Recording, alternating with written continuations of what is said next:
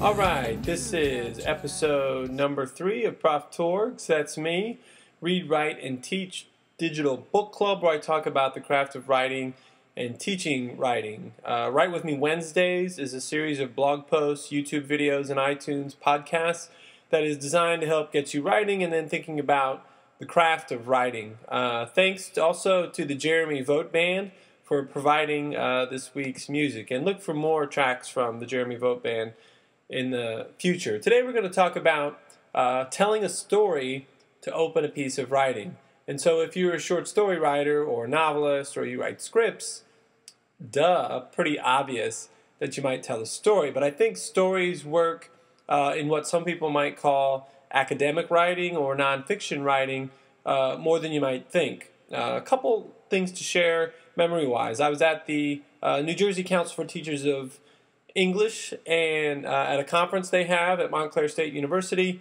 and there's a writer named Walter Dean Myers who I used to turn a lot of middle school students, especially boys, to his novels. He wrote a book called Slam, which I remember well from my days as a middle school teacher, and something that I had been uncomfortable with as somebody who had a novel out was the way that I had gone from a person who engaged audiences, who walked around, who looked people in the eye, who maybe just had a couple things to remember when it came to notes, to someone who had their nose in a book for half of an hour-long presentation or reading.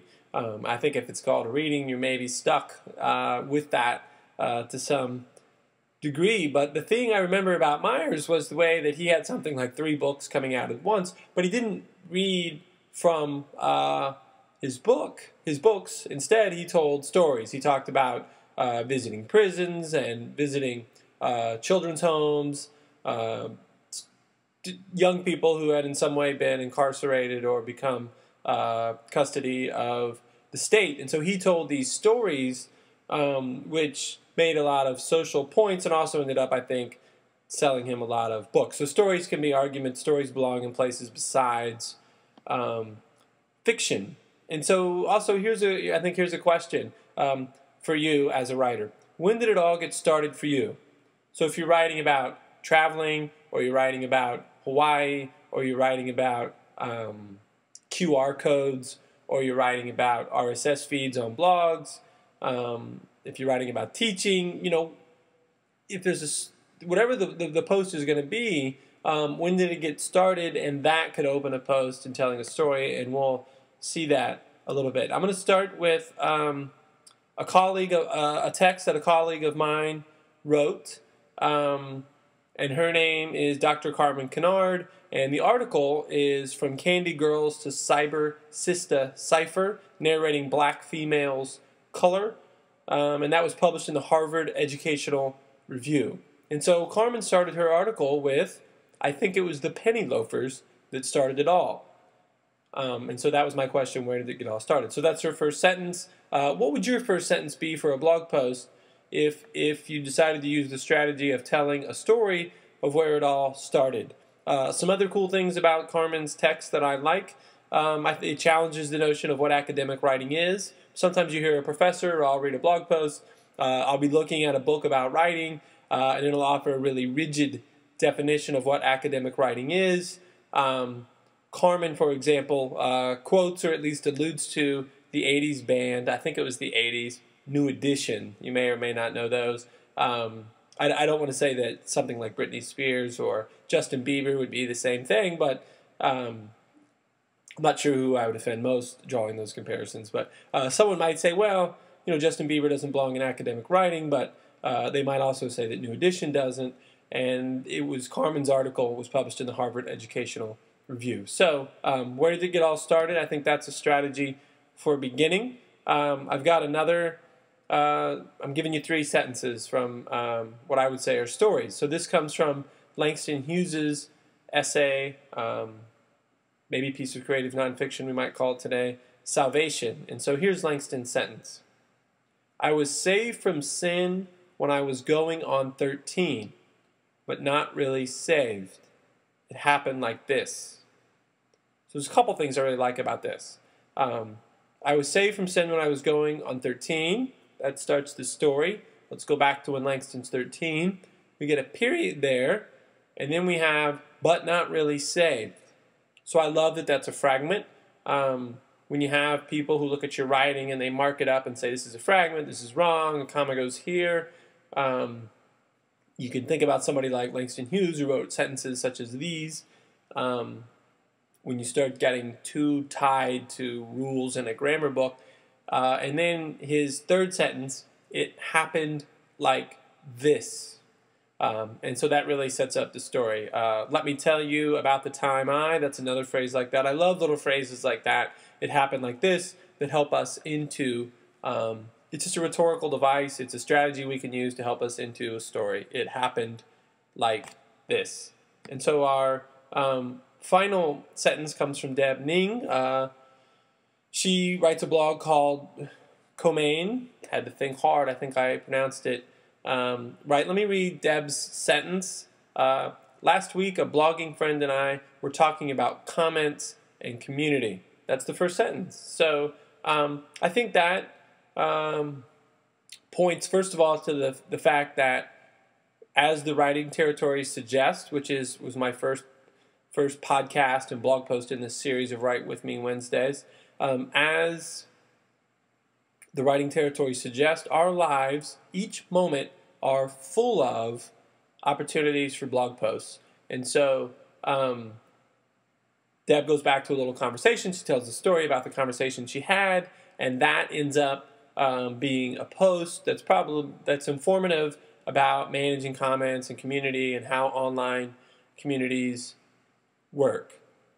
And so I want to point out something that I think I get to thinking about two things. Of course, I think about Nick Hornby because people are giving me a hard time. I always think about, I'm always bringing up Hornby in examples. And also a guy named Donald Murray who wrote a great book called Write to Learn, which appeared in many editions. Write to Learn is a book that, along with Stephen King's On Writing, John Gardner's The Art of Fiction, those are books, especially King's and Murray's, that made me feel like, hey, writing a book, writing a novel, publishing, these are things that I can do.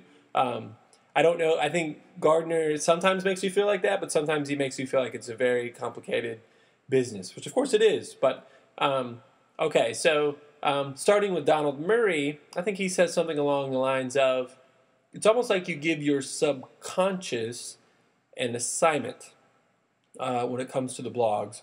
And so, I doubt that Deb Ning in her post was overtly thinking, I'm looking for a blog post, I'm looking for a blog post, I'm looking for a blog post. But perhaps as she has a conversation with her friend talking about comments and community, boom, her subconscious tells her, Deb, here's a blog post. Or perhaps she reflected back over her week and remembered, the different ways that things are triggered, and she remembered that conversation. And I think if you don't want to grant me subconscious, or another way that it might work is habit.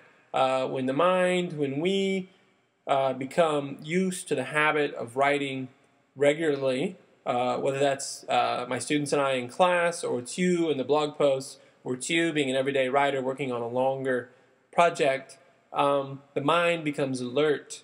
The mind starts looking out for things, and you don't know it's looking out for it. And so, why Nick Hornby? Well, I've heard Hornby, or read Hornby, talk about, he collaborated with a musical artist that I also really like, a guy named Ben Folds. You might know Ben Folds 5.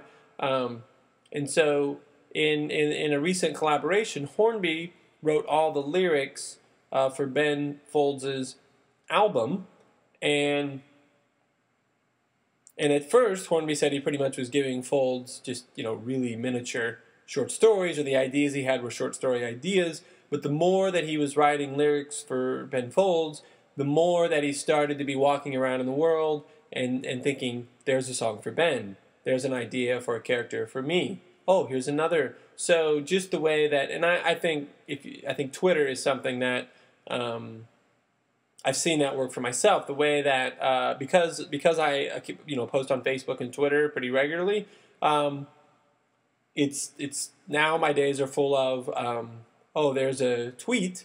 Whereas before I had a Twitter account, I wasn't using it, and I didn't think in terms of those 140 character lines. I got a friend named Matt Smith who I think said something to me about Twitter being the sort of place or text or publishing place that fitted the way he thought well, which took me into that was before I was tweeting, and it took me into the way that might work. So a couple things to wrap up. If you're writing along with us, I invite you to go to thetorg.com and you can connect with me on my blog. All my most recent posts are up there. And then when you connect to the blog, you can leave me a comment on the post with a link to your work if you tried opening a piece by telling a story. I'd love to hear from you at william.torgerson@gmail.com. Thanks again to the Jeremy Vogt Band. We'll give you a little bit more of their stuff to wrap up here. That's also a YouTube video and iTunes podcast. You can find me on iTunes at the Digital Book Club. So we'll continue with looking at first sentences. And again, upcoming, we've got to talk about Adam Banks' book, Digital Griots, which is connected to African-American rhetoric and DJing. So look forward to hearing from you. Thanks so much for listening, watching, or reading. Take care. Madeline, such a sight to see you giving me up. Rose solemn face, red flowers in a vase, you roll away. Madeline,